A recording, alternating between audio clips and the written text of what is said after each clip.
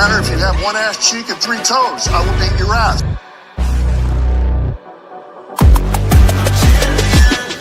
This ain't no regular thing. I came for the ring, you know what I mean. I shoot my shot and it's clean. This for my city, yeah, this for my team. If you talking, it's how to be nice. I play with all of my life. You see my name in the lights. Better get right, champion.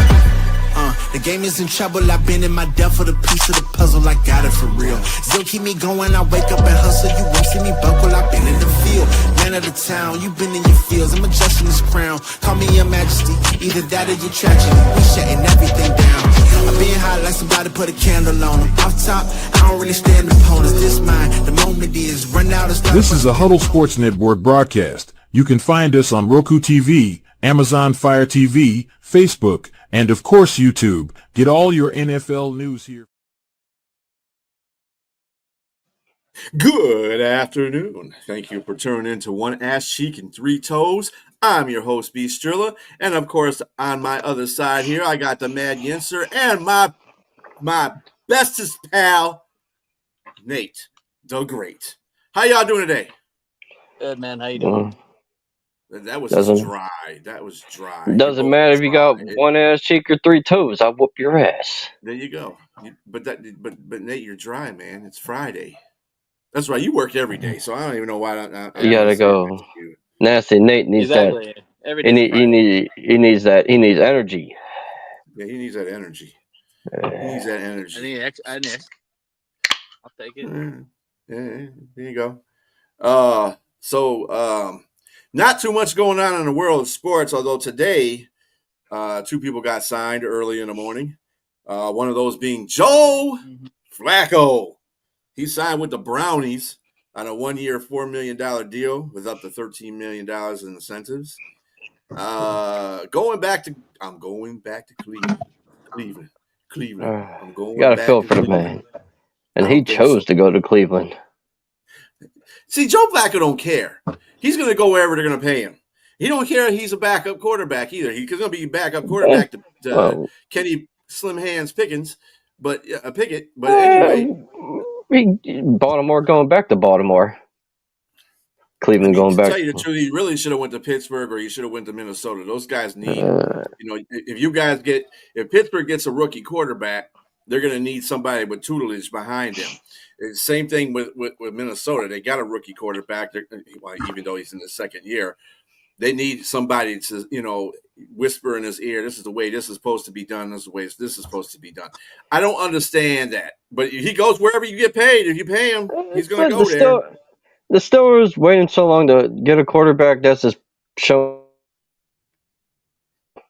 Like they should have been addressed that position. But no, they want to put all their eggs in a basket for Mr. Rogers. Yeah, I don't think that's ever going to happen. The Rodgers man. First of all, Pittsburgh, stop being a fucking prostitute to him. Just go out there and say, look, dude, if you don't sign by this time, we're just going to have to move on without you. Because he shouldn't be directing the narrative. You guys should be directing the narrative. I think they gave him he's on the clock. Like if he don't sign before the draft, if he waits till after the draft, I think the door's gonna be officially shut. Well, I mean, I'll take you up, man. Really gonna wait all the way to the draft to do that? Will is running dry. I think the Steelers are. I think the Steelers are willing to wait. I just don't see. I don't understand. I don't know. Right, that's what I'm saying. If Art Rooney's dad was still alive, he would have never thought about signing this dude. Like his son is like such a. His son. Oh, Mr. Rooney, the original, his dad. He would have told Aaron Rodgers to kick rocks. They're putting way too much stake into Mason Rudolph, and I think that's a big mistake. Like Joe Flacco would have made a lot of sense. And the only thing I could think of is the reason why Joe Flacco didn't go to the Steelers is because they are getting Aaron Rodgers. Because it makes no fucking sense if you don't sign Joe Flacco and you don't get Aaron Rodgers, that Mason Rudolph's the guy. I'm not buying it. Believe it or not, a lot of Steelers fans a lot of Steelers fans are comfortable with Mason Rudolph. The reason why they go with him because he knows the system. They know him, obviously, and like he don't have a bad record with the Steelers as a starter. Yeah, but I mean, I don't know. I'm not buying it. I don't even think it's that. I mean, they might not. They might be getting Rodgers. I don't even think it's that. I think the Pittsburgh has. They're waiting until the absolute latest. What they should have done was they're not showing their hand because maybe they're going to move up in the draft and get a quarterback. They should have that just could kept be the other Justin thing. Fields, I'm kind of glad you could have had Mason Rudolph challenge Justin Fields for the starting position. Like they should have just kept Justin Fields. You know what this conversation sounds like? It sounds like what we said about Chicago this year. They should have just kept Justin Fields. Bears. They should have just kept Justin Fields and got better draft picks out of the whole situation. Yeah, that's true. It's the same thing. Yeah. Justin Fields left on his own because he didn't really trust Mike Tomlin. He was slighted. He came out and said it. He was slighted because the fact is that they went to Russell Wilson after he had a good start to the season, and he's like, well, shit. If they don't even have belief enough for me to keep going, then I don't need to be here. So right. I don't blame. And you know what? I don't blame him. I don't either. He's not there. I don't blame him at all. I'm not gonna sit here and say Mike Tomlin is right. You know. I didn't want Russell Wilson to be a starter. Like you heard me say this when we traded for Fields. I wanted Fields as the starter. You said. Remember when I said that we traded for just. I heard that. What did you say, Nate? I'm sorry, man. Everybody I like Mike Tomlin. I said I like Mike Tomlin a lot. He's a hell of a coach. He's going to go down as one of the better coaches in the NFL. But man, he's made some dumbass moves that I'm just kind of like, what the hell are you doing, dude? I don't think it's just him though. Are you planning your exit just to? It's not just him though. It's the whole organization. Yeah, but Mike Tomlin has a lot of power, man. Like you said, they really empower these coaches to do a lot. Well, from my understanding, Mike Tomlin did not have a falling out with Russell Wilson. It was the front office. Andy Weidel and the people you don't hear about didn't want Russell Wilson back. Yeah. Well, let's talk about another shit show that's going on in Steelers. TJ Watt sounds like he wants out. So what's going on? Oh yeah, what's going on with that, Robbie? What's going on with that, Robbie? He's not going anywhere. They'll get a deal done. You think so? If he does get dealt, it's to an NFC team, and it ain't gonna be to an AFC team. Sorry, Bill fans, it ain't happening. But the thing is, like, does he want to be a part of that culture that's kind of going down the ship? This is what Andrew. To the team. This is what Andrew Filipponi reported. Supposedly, they offered him less than what Myles Garrett got. He didn't like it. And another rumor was, this is all rumors, not confirmed. And another rumor was he was not a fan of the front office bringing in Aaron Rodgers. There you go. And whoever, and say we do hypothetically trade him, like it has to be to a team that's going to give him over $40 million a year. Right. Like it's no situation. I mean, it's no different. Well, I mean, the trade difference will be the trade difference between Hendrickson and T.J. Watt will be different because T.J. Watt is definitely at the top of his game. He's the same as Garrett, if not better. So they probably would want 2 number 1 picks, whereas Hendrickson, they're going to probably give him up for a bag of chips in a minute because they can't pay him. So. I mean, he's a little bit lower. He's a little bit lower than TJ Watt. I agree with you. They're the same age, surprisingly. They're both TJ Watt's worth the money. I would honestly pay him, but if not, trade him while you still got value for him. That's what I'm saying. I mean, this dude, y'all gave TJ get paid. This analyst yesterday, TJ a big ass deal, so you can afford to pay him. If you ever hear Scott Palozzo, some analyst, he said TJ Watt is only worth. He said yesterday TJ Watt is only worth a 3rd round pick. He's an idiot. Yeah, and I was like, "You're crazy." Right. I'm like, what New York team you want him to go to? Right, because but there's no way in hell. getting a third round pick out But it of makes him. no sense if they were gonna pay T.J. Watt. Why did they pay him first? Because he's been a Steeler his whole career instead of paying DK Metcalf. If they weren't going to get DK Metcalf had to get paid. He had to get. That was the agreement of the trade. He had to get a new contract. But if they weren't going to get a quarterback at this time, why didn't they pay T.J. Watt sooner before the Garrett deal got done? Mm-hmm. You know, this is on them for they fumbled it. They fumbled the quarterback position. The Steelers have fumbled a lot of things lately. They fumbled the quarterback position. They let Najee the problem go. The problem with the Steelers, they freaking didn't get Watt. They haven't paid Watt. Like I don't know, man. I don't know. Forget Najee. I'm tired of hearing about him. I'm not. He's a damn good running back. He's gonna kick ass. Yeah, but he's not an explosive running back. He's a good running back, but he's not an explosive one. They want that game run. Well, in today's NFL, you kind of do. Depends. Like Saquon Barkley. Saquon Barkley's it's two back. Yeah, but Najee's a good quarterback. Have that kind of speed. Yeah, he's a good running back, but he's not explosive. Najee, I'm gonna tell you right now the answer. Najee's gonna have 10 touchdowns and 1,000 yards with the Chargers. Yeah, okay, we'll see about that. That's book it, sir. See, I'm more of a wait and see guy than anything, you know. Well, you got to remember. Well, he's had 1,000 yards every year. Hold up. Who was the offensive coordinator of the Chargers? Yeah, that deep breath that says it right there, Rob. You know who the defense. You talking about that Baltimore dude?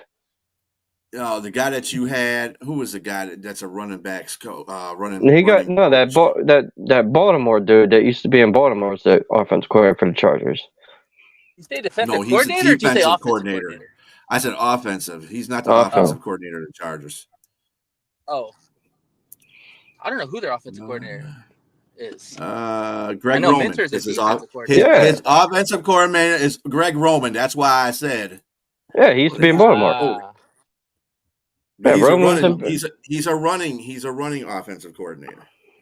Yep.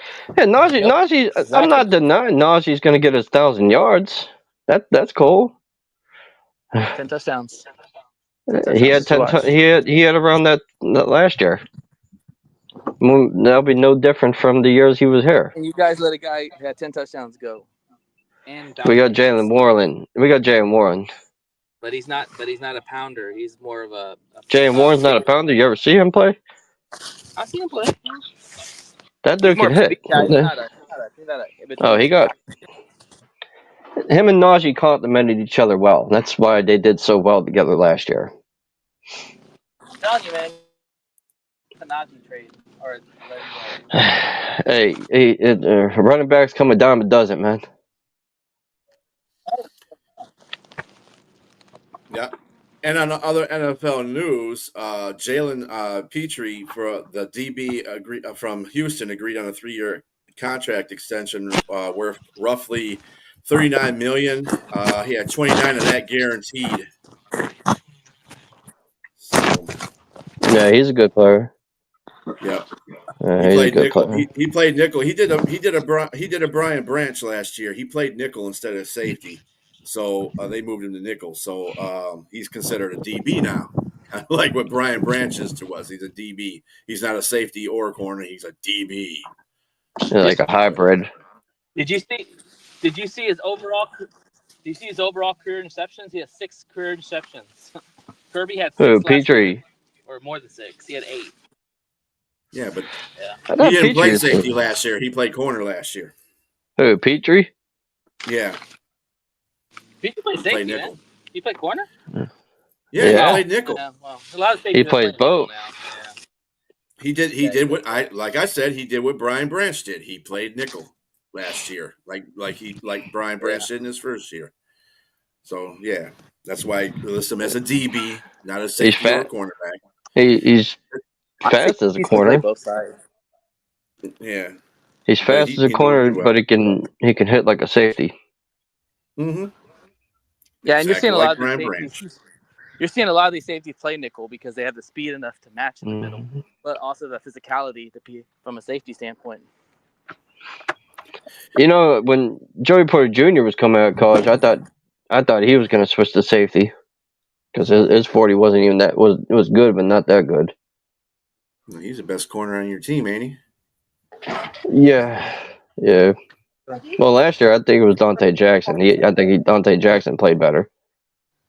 No, probably because Porter hit a sophomore. That's what happens with most corners that get into the league. The year before he was dynamic. Now that last year he hit a sophomore. It's kind of like Brian Branch. Brian Branch did the same thing, and he played well enough, but he didn't play to anywhere on a level he played when he first came in. So they hit a sophomore slump. It's no big deal. He'll come out swinging this year. If Porter can just chill down on the penalties, he'll be good. I mean, it's the same thing with Arnold too. Arnold has to recognize that as well. So it's cornerbacks. I give 3 years to. If you don't show me any improvement, I know you're going to have a down year. You're going to have a year in between that, or maybe even the last year.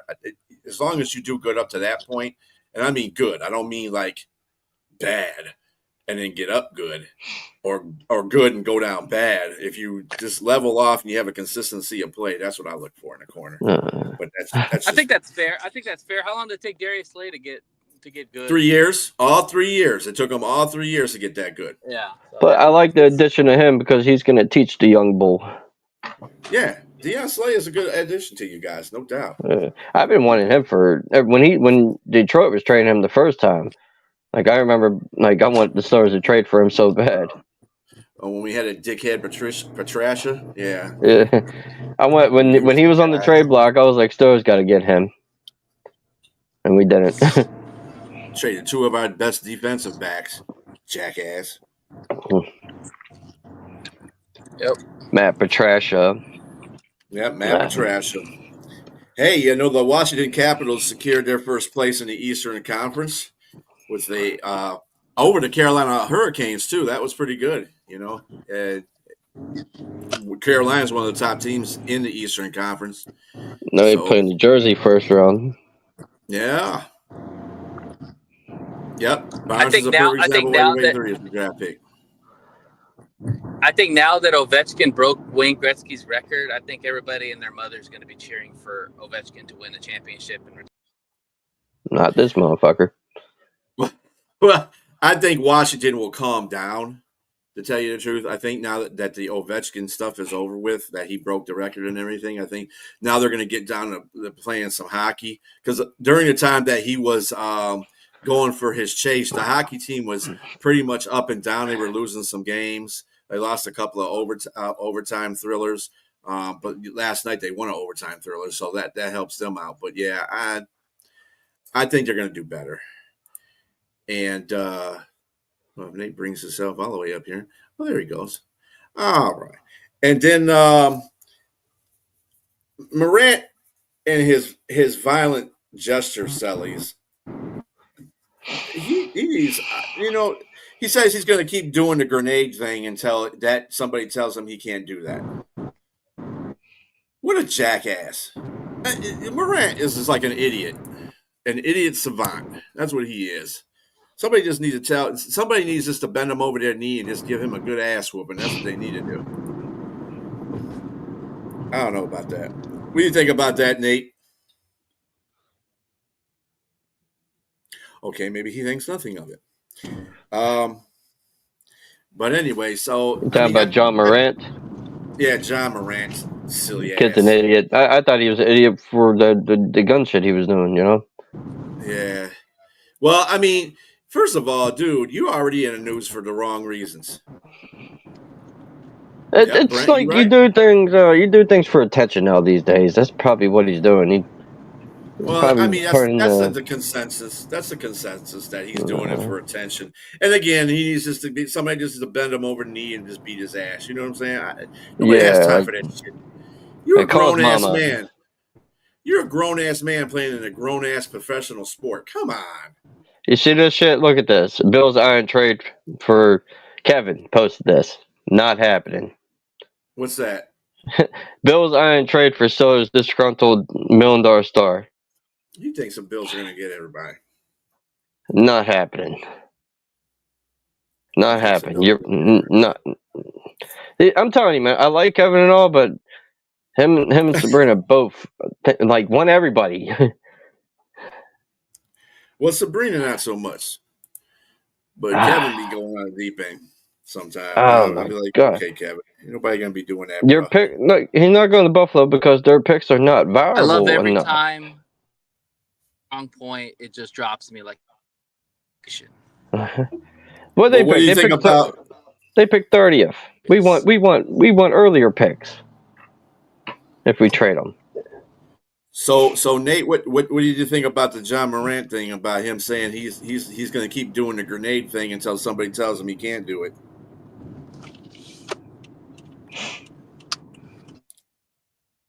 He didn't hear me or something. I don't know. Anyway, all right. So do or die time for Broderick Martin and Colby Sargent? Yes, it is. And Ja is touched in the head, Brent. He certainly is. Something's wrong with that fool. But all's good in the NBA sometimes. So yeah, I don't know about the Buffalo being. Detroit's definitely not trading for him because they're not going to give up that many draft picks for him. I'm going to tell you that right now. Buffalo Hell traded no. for him. They're in cap hell. No, they're already in cap hell. And you tell me you're going to cap hell, and you're going to trade for him, and give him 40 million plus a year. All right. Like, get out. Why What are you talking He about? said he don't see it happen. Then why'd you post it? G.J. Watt going to Buffalo. Yeah. I'm just saying, hypothetically speaking, if TJ gets dealt, he's going to an NFC team. He's not. Yeah, he's not going to a contender. No way. Yeah, he's not going to go to an AFC team. That's for He's sure. not gonna. He can go get a contender. He's just not gonna go to an AFC team. Stores will more likely trade him out. If Pittsburgh trades TJ Watt to a team in the AFC, that tells me that they are going full rebuild, and more likely Tomlin is probably gonna leave or go somewhere else. Plus, if they do trade him, they'll probably want a player back in return, like a team that has a good quality pass rusher, or just draft picks. Yeah, true. If you trade TJ Watt, I think there's going to be a rebuild coming. But it makes no sense to sign DK Metcalf either. Hypothetically speaking, you can say Dallas wanted to trade Micah Parsons out, and TJ. I think I would side. Let's say TJ didn't want to stay, and Micah Parsons wants out. I'll trade him for Micah. I would side for more what Robbie did say. They'll probably more than likely re-sign him because you wouldn't go get Metcalf if you were trying to blow up a team. Right. That's exactly. Yeah. Here's the dangers. Honestly, they're not trading Micah Parsons for TJ Watt. Micah Parsons is a lot younger. And if you trade TJ Watt, you're at a risk of a team imploding because Minka's going to want out. Yep. And then all the other stars will want out. Minka will want out. That's what I'm saying. If you trade TJ Watt, it smells like it's going to be a rebuild. Right. Yeah. Everybody. Mm-hmm. Exactamundo. That's the reason why he was saying Fitzpatrick would probably be the next one out the door. Because he would be he's seen the writing on the wall. Yeah, he would want out. Like all the players would want out. Patrick Queen will want out. And Tomlin's not going to want to come back because he's not a rebuild coach. He wants to win now. He wants to win. He wants to win championships. He doesn't want to be in a rebuild situation. So yeah, he's definitely not a rebuild coach. He's horrible at it. Yeah, exactly. Tomlin's defensive ways. Tomlin's stuck in his defensive ways. He's a good defense coach. Well, that's what the owner's got to step in and override him, and he has. Art Rooney the second is no tougher than a 3-year-old. And Brent, TJ would look good in blue, but I'm gonna tell you, it's not gonna happen because we ain't giving up 2 number 1 picks for him. We didn't do it with Myles Garrett. We ain't gonna do it with TJ Watt. Let me tell you, that'll be the only way it happens. So if you send Detroit, they're probably gonna want multiple, at least neither multiple first-round picks or a first and a second. No, probably multiple first-round picks because that's what it was offered for Garrett.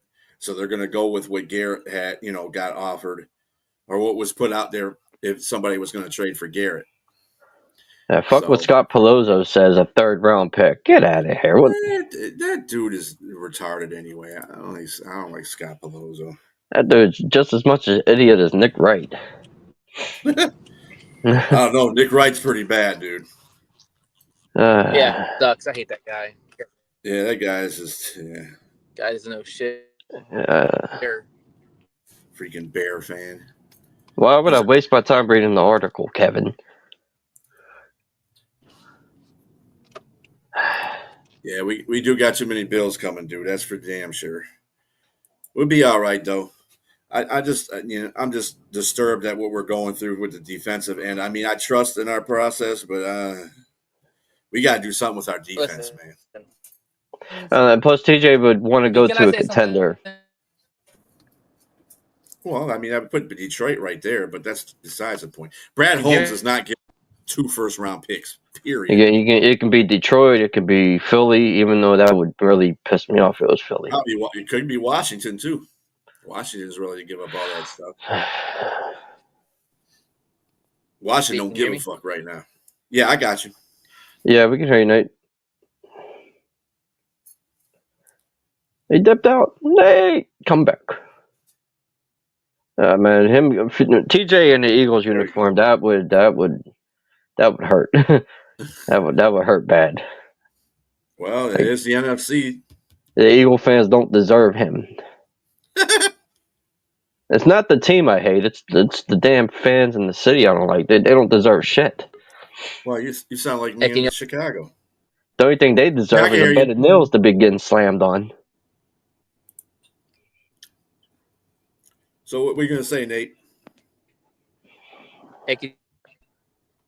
Yeah, I can hear you. Yeah. Poor Nate, he's always out there in the boondocks. So happens when you work, you got to go all kinds of places. He's probably chilling with Uncle Ruckus. Hey, can y'all hear me? Robbie, can you hear me? Can hear you now. Yeah, we can hear you. Okay. All right. B, I want to say something real quick. Go for it.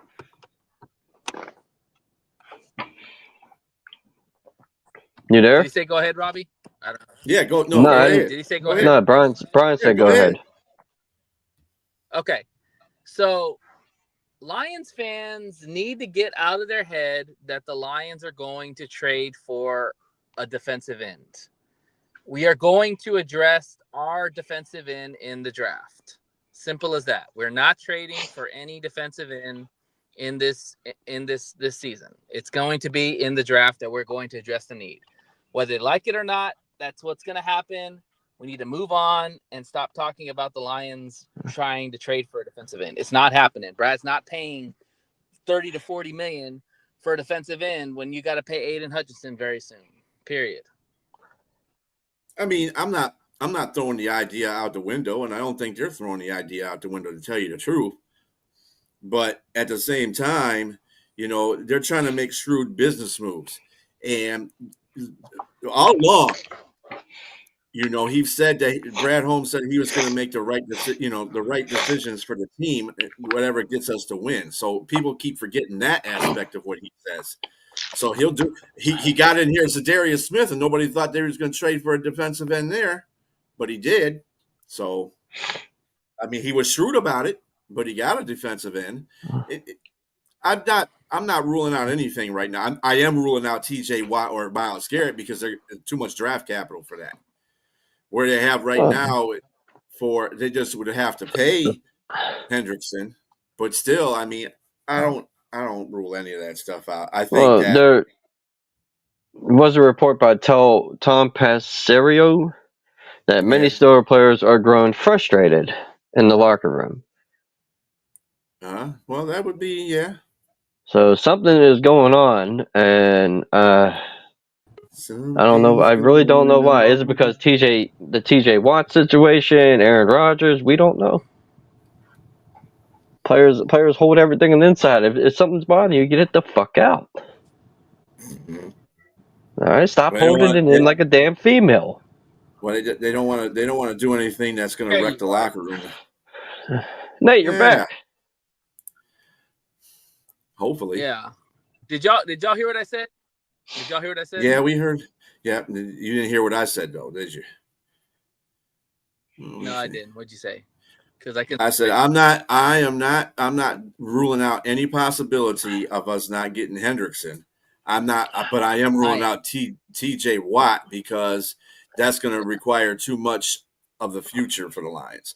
The only reason why I'm saying that is because Brad Holmes has said many times, and people keep overlooking it, that he's building the team to win, and that he's going to do what he can to do to win. Now, if he does it at a cost point like Zadarius Smith, when we got him, nobody thought we were going to be trading for anybody at the time. He did that shit at the last minute, and he did that at a nice cost. I think what Brad Holmes does, he wants these players, but he wants them under his conditions, and that's the reason why we don't get a lot of players, because we go, Brad Holmes has got a set amount of price that he wants to set. You know what I'm saying? To get that player. No, I mean, he's got to monitor the cap. He compared it to a mortgage. You've got players that you've got to pay, and you're not going to be able to spend a lot of money on a big time player. Like, as much as he wants one, it's just not going to be possible. But the thing is, like, I would even argue against the TJ Hendricks or the Hendricks deal, because the fact is they didn't want to pay Zadarius Smith. Like, you could have got him for a decent contract. They didn't want to pay him. Well, maybe the fact that this was what happened, and I can kind of believe this in a way. Zadarius Smith got cut from us. They got released, right? And he had a 2-year contract. Right. We would have had to pay him that money that he took for the extra year. However, at the same time saying that, and I'll get right with you, Brent, at the same time saying that, Zadarius probably felt some kind of way, because he was being underpaid in the first place, kind of like the whole other deal with my man that plays for the Eagles right now. It's Hassan Reddick. It's the same thing with Zadarius. He was getting underappreciated. Right. And when you're a player and you get released out of your contract by a team that you came there to help, and it was looking really good for. I mean, this dude was Detroit down as soon as he came here. Yeah. So, I mean, when you get released and get cut out the team and say, well, it was cool, we just don't want to pay you this money, that makes you feel some kind of way. So maybe Zadarius is like, hey, you know what? Fine. You want to cut me and try to think that you're going to get me for a bargain? Fuck you. This is what I want. No, I agree. And the Lions are probably saying, well, nah, we can't afford that because they're trying to pay everybody else. But I don't know. Zadarius came to the table with a price tag, and Brad Holmes like, hell no. And the thing is that he's not wrong, because look at the other guys. Nobody else has signed Zadarius Smith. So I mean, the proof's in the pudding. Like, if nobody else has signed your ass and we didn't sign your ass and you played for us, what does that say? Like, your asking price might be too high for us right now. And like I said, the only way we bring back Zadarius Smith is the market settles and maybe we get him for a cheaper price later on. Well, he's not going to be got at a cheaper price. This is not. It's too later in his career.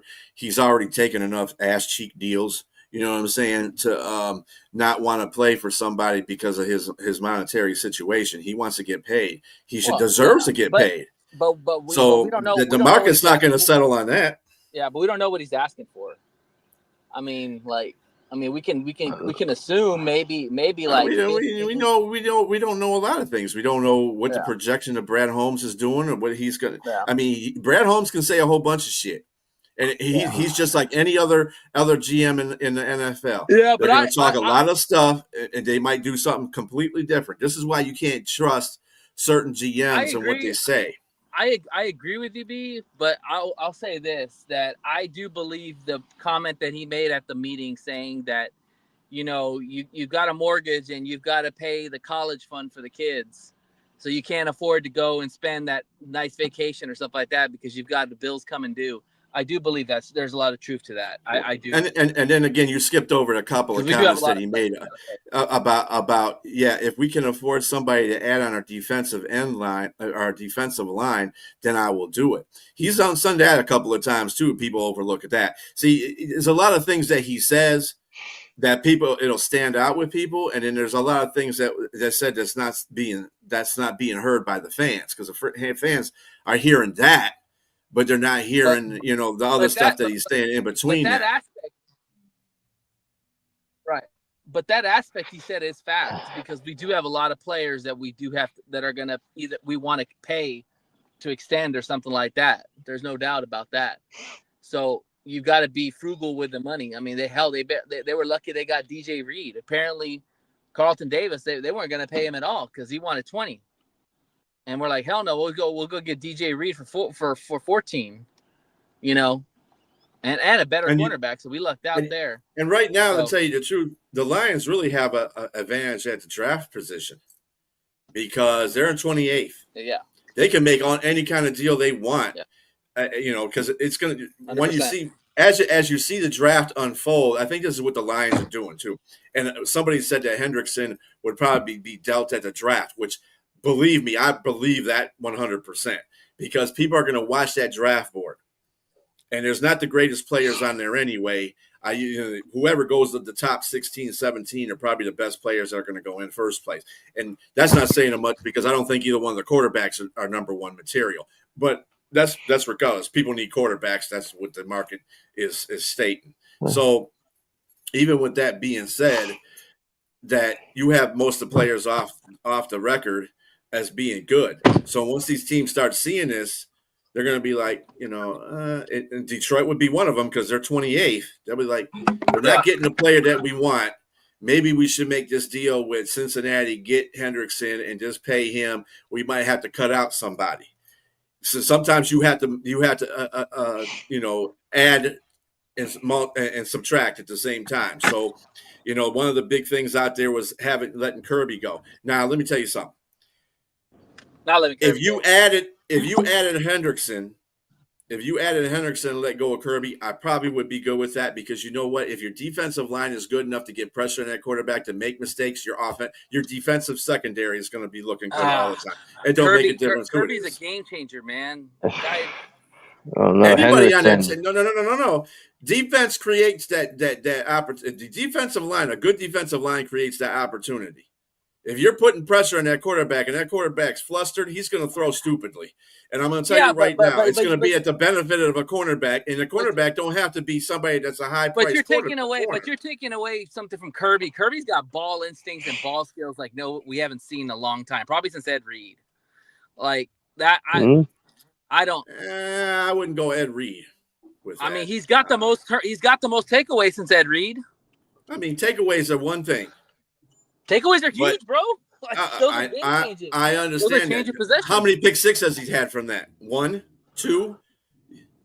I mean, that's what a game changer does, though. He takes the ball away and scores the points for you. Not necessarily. I'm not taking away. First of all, don't make Kirby bigger than he is. He is a great safety. I'm not saying that.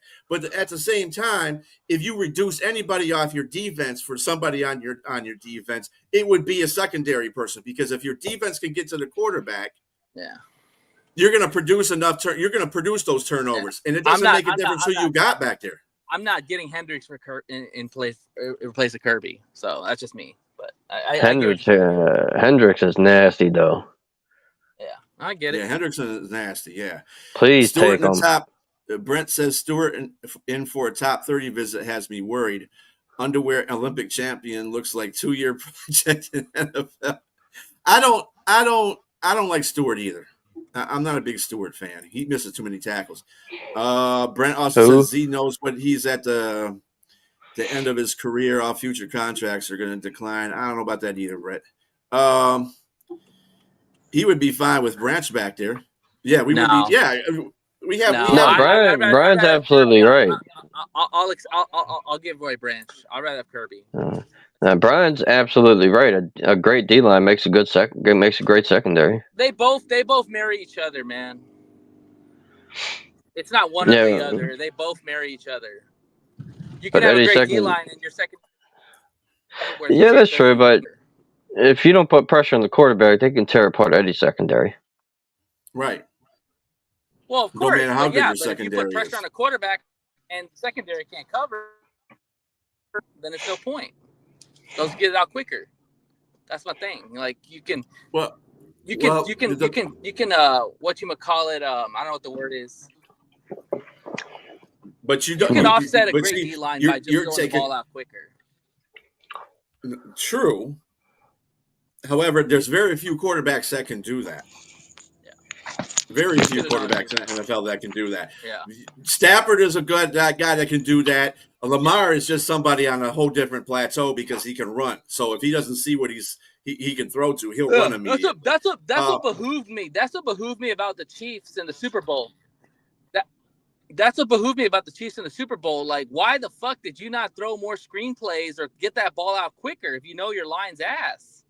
Like, why because are you Hurts letting is not a Patrick quick sit back passer. 3 or 4 seconds just get mauled? Well, first of all, get the Hurts ball is not out the to great. Pacheco or He somebody. can get the ball out, but I mean, he's not a pocket passer. This is what I'm saying. Most pocket passers in the NFL can get that ball out quick because they know they can't run. They don't have that game-changing ability to run.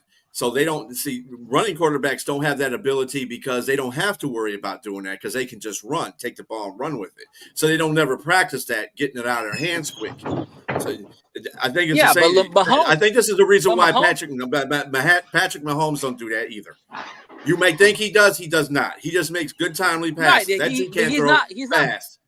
He's not Lamar Jackson. He doesn't have that kind of speed. Like he's got decent speed, but the thing is, like he's got a pretty good quick release if he wants to. He likes to hold on to the ball too long, which is a detriment because, again, if I was Andy Reid, I'd been like, hey, we're gonna start running some screenplays and negate that pass rushing because our line can't hold. Like put Pacheco or get somebody in space, Worthy or whatever, get them in space and run some screens. Like do something like to slow down that pass rush. Like, I don't understand why they didn't do that.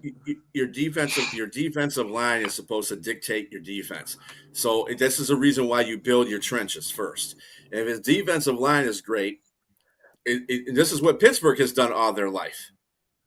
They've made their defensive trenches fucking monsters. So this is the reason why their defense is so good. They never necessarily had the best secondary. They had one play. Rod Woodson was good, but can you name who was opposite of Rod Woodson half the time when they were playing? Hell no.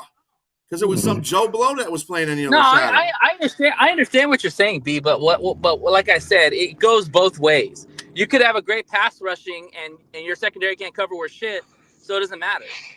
Like they marry each other. Like you have to have both good on both sides. So and that's a misconception that you have because it's not. Trust me. If you have a good defensive line, that means even if they can't get to the quarterback, they got enough pressure up in the front that's going to make that quarterback make a bad decision. And you can have Joe Blow out there as a cornerback and get 20 picks, 7 picks a season. I disagree with that. I'm telling you, you can disagree with what y'all want, but that's football 101, man. If you got a good defensive line and they get to the quarterback, you're going to change the narrative of the offense. D-line makes it. Every coach. D-line makes the secondary. It's both ways, man. Both ways. Yeah, because if that quarterback, because you let the quarterback. Okay. So if your secondary is balls out and really good, you don't have to have a great pass rushing because they're probably going to cover their guys at a pretty high clip, and it'll give time to get guys to get to the quarterback. So I disagree. So you think all your cornerbacks aren't going to cover everybody? That's a falsity right there. That means every one of your cornerbacks is an all-pro. It ain't happening, Nate. Not even Champ Bailey and Charles Woodson can cover a wide receiver for that long. Duo in the NFL right now that can do that. And if you give a quarterback time to check down, then you're going to hit the tight end. You're going to hit a running back underneath. That's not going to help you, dude. If you can have one good guy, or even a good corner or a good safety out there, and I would argue the same aspect that you don't have all premier pass rushers either. Like you have to have named guys that can get to the quarterback. Not everybody can get to the. Well, let me tell you something. It's a difference. It goes both ways. It's a difference. No, premier it's a difference. Cover? It's not because it's a difference between covering a receiver and bullying your way through a line. Most of the offensive lines that you play defense against aren't the greatest. unless they're the Lions or the Eagles or a team, a third team behind that. Other than that, you're not going to get to the quarterback if you're either one of those teams. But most of the teams don't have a good offensive line, and you can extrapolate the whole defensive line if you're coming from somewhere. You could make blitzes from anywhere. If you got Hendrickson and Aiden Hutchinson on there, you can't tell me that quarterback is not going to have that in his head. So you can say the rush can come from either side. You better hope you have a there's Broski Bear. What up, Broski? What's up? How you doing? I'm doing okay. How you doing, man? Doing good. Doing good. Yeah, we'll disagree. I'm just saying, man, it's harder to cover. It's harder to cover receivers than it is a bull rush offensive lineman. That's all I'm saying. Especially if you got two great defensive ends, you don't know where that shit's coming from. If the quarterback has that in his mind already, and he's not particularly happy with either one of the tackles, you're screwed because that's already in his head, and he's going to do something dumb, even with running quarterbacks. You guys talking a little draft or what? Yeah, we're talking draft too. Yeah, we're talking about any damn thing, really. Gotcha. You guys talking about cornerbacks or DNs or what do you got? What's the whole discussion started on TJ Watt was one of the big things because TJ Watt's having issues with Pittsburgh re-upping in the contract and stuff like that, and we're talking about potentially where he could go or whatever the case may be. I think Pittsburgh's going to re-sign him because they wouldn't have got DK Metcalf if that wasn't the case. Yeah. But then I was talking about Hendrickson for the Lions. If he moved, if we got Hendrickson, that would be great.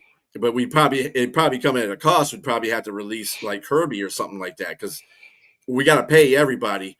We can't pay everybody, so you got to let somebody go. And Kirby would be the obvious choice because he's a secondary guy. We got plenty of good secondary guys. So if we let him go and pay Hendrickson, that'll do a lot for our line. You have to build a line.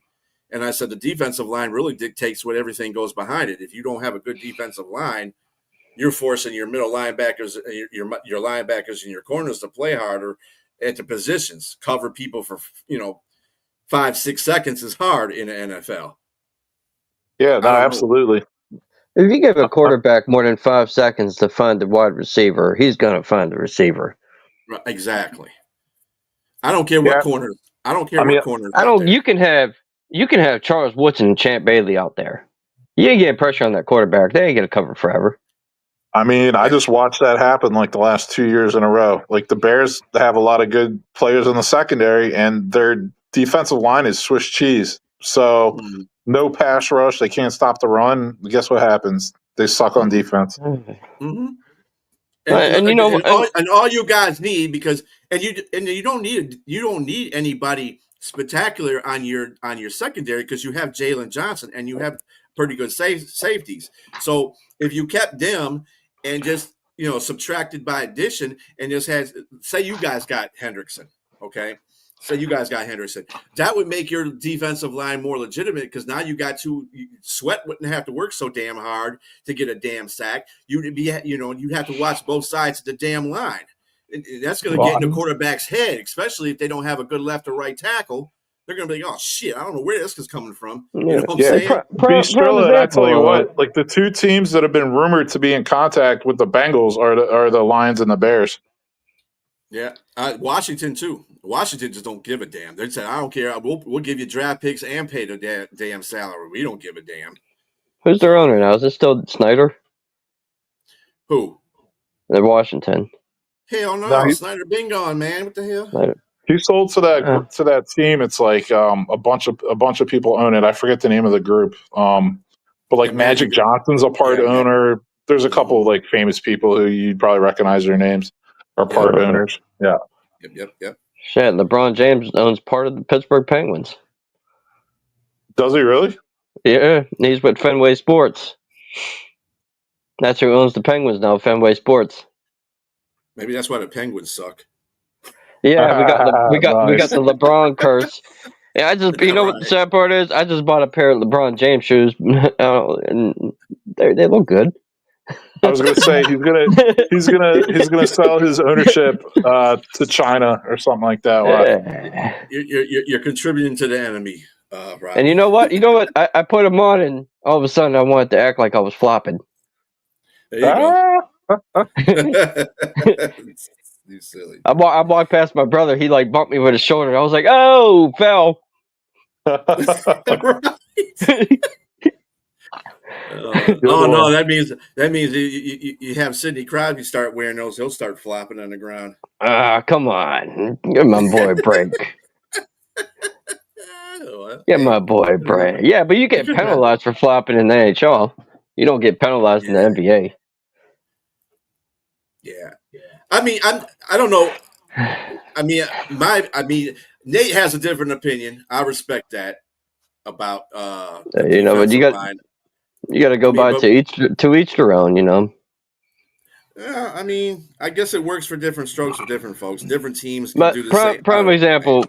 Back in the 2006 era, when 2006 we still won the Super Bowl, we had the Shea Townsend as the #1 cornerback, and we had a top 10. And we had a top 10 defense because of Joey Porter and Clark Higgins, and Casey Hampton in the middle, and Brett Keith on the left, and then we had Kimo Van Olhoften on the right, and they were pluggers.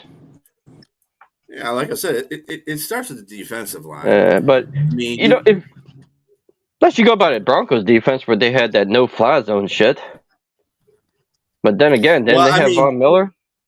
You can say that about Seattle too. Seattle had what was it? What about Seattle? Seattle had Bruce Irvin. They didn't have pass. Seattle had Seattle. Every one of their corners was a corner though. Yeah, but they had that 6'6" cornerback. Yeah, Brandon Browner. Yeah, that dude was a beast. They had rushers too. They did have rushers. They had rushers. They had Bruce Irvin. They weren't as prominent as their defensive backs were, but they weren't premier. They were decent. They weren't premier. They had Michael Bennett. He was a good end. Yeah. Michael Bennett was a good end. Don't forget they had Bobby Wagner. Bobby Wagner could blitz. Yeah, Wagner. He's always. I don't know who. I forgot who the D tackles were, but it's each your own. It starts with defensive. I don't. Broski had a good point though. He said he looked at his team. He said he didn't have a good defensive line, and they were cutting it through that like Swiss cheese, and it didn't make a difference what they had in their secondary because they were getting over on the secondary. Although you guys did play good defense in the beginning of the year, that's for shit. Damn. Yeah, I mean, they only have one good cornerback. No, the Bears got that one D lineman from the Bears are like 5 deep in corner, man. They're fine at corner. They got Tyreek Stevenson, they got Kyler Gordon, they got Charles Smith, they got Josh Blackwell, and they got Jalen Johnson, and they got Byard and Brisker at safety if Brisker ever sees the field again. Jalen Johnson, the only guy I'll give you. I mean, I don't know about those other dudes. I mean, they're all right. They got that one. Didn't they get that one DN? They're a lot better than anyone the Lions have with their little Smurf secondary. Okay. That's a Didn't the Bears get that? Didn't the Bears get that one D lineman from Washington? Number 98. 98. He's number 98. They got Montez Sweat. Montez Sweat. Montez Sweat. And Kirby and Ryan Grant are better than both y'all safeties. So stop it. I mean, not much, but they are. That's the best safety tandem in the league, though. I mean, I wouldn't really. I wouldn't compare Terry and Arnold to you know what I mean, Stevenson or Gordon, though. I would say DJ Jalen Johnson. You know what I mean, or DJ Reed. DJ Reed's better than everybody except for Jalen Johnson. DJ Reed's 5'9". It doesn't matter. Yeah, it matters. No, it doesn't. It matters. It matters if you're playing on the outside. Now, if he was playing nickel, it wouldn't matter as much. But if he's playing on the outside, it's gonna matter. That dude held his own against Sauce. He was a number 1 in Seattle. You know that, right, Broski? He was a number 1 in Seattle. He went to the Jets and became a number 2 only because Sauce came in there. Yeah, and he held his own when he was targeted all the time because nobody threw the Sauce's way. Here's the thing. I think he's a good player. Don't get me wrong. But, I mean, we'll see how it goes for him this year when he has to be like the number 1 guy or whatever. Yeah, I mean, he'd be all right. I don't have any problems with him. I mean, he's a good player. Don't get me wrong. I'm not saying he's not a good player. He's a good player.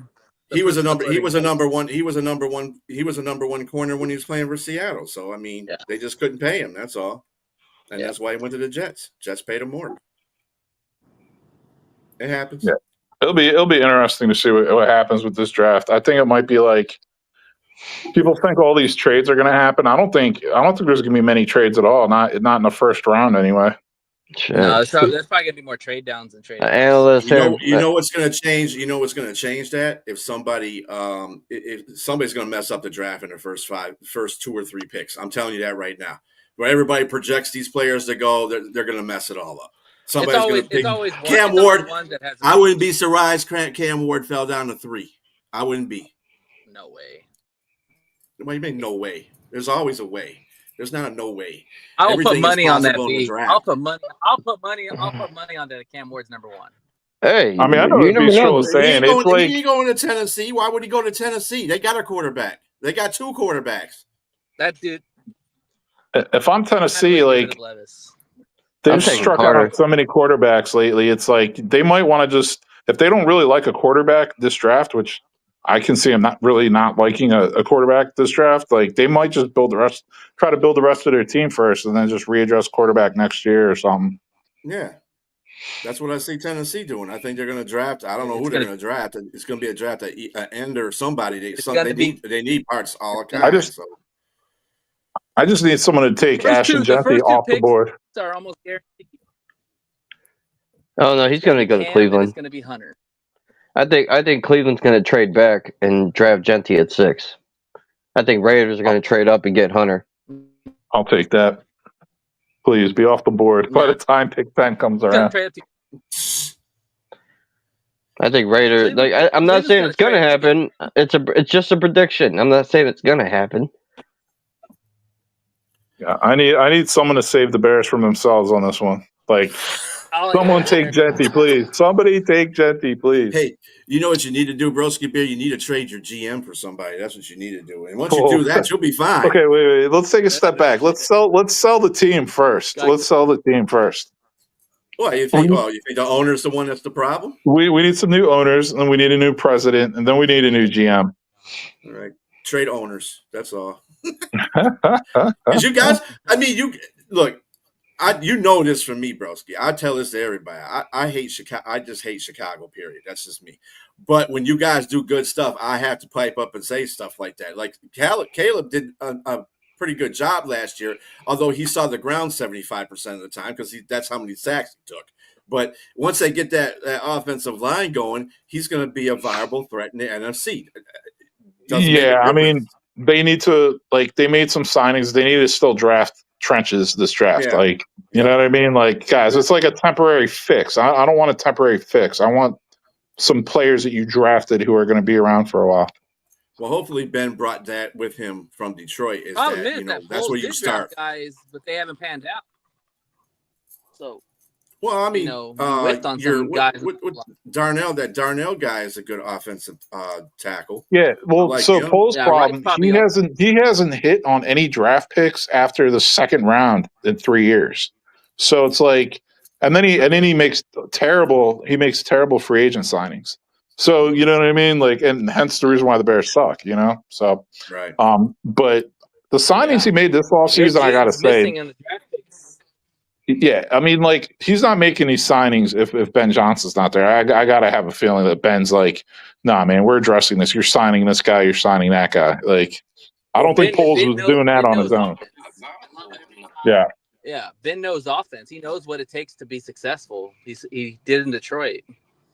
So he's mimicking what he's seen in Detroit. Yep.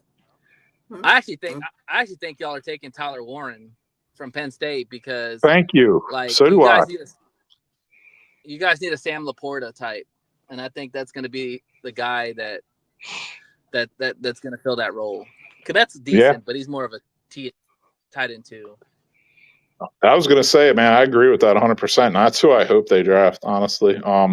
He could do a lot of things, and the things that Ben Johnson's been saying about him, it's like he was like saying, like, when he drafted Gibbs, he didn't view Gibbs as a running back. He viewed him as a weapon. And he said the same thing about Tyler Warren. He just came out and was like, yeah, I view Tyler Warren as a weapon. It's very difficult to game plan against And someone Ben like likes to him. be and Ben likes to be creative and throw little trick plays, so he would be perfect for that fit. Yeah, I mean, you got your short yardage running back, too, if you have Tyler Warren. So, yeah, no, he would dig it. The dude's a lefty. He played quarterback in high school, so he can throw the ball, too. So, it's a Ben Johnson move right there. Well, anyway, sure. fellas, sorry to bring this conversation to a close, but our hour is up. I do thank Broski Bear for showing up, and Nate, of course, always, buddy, and the Mad Yinser. We will be back on at 2:00 on Monday. We can continue conversations because it's going to be free for all Monday as well. Everybody out there, have a good weekend. See you next week. Take care.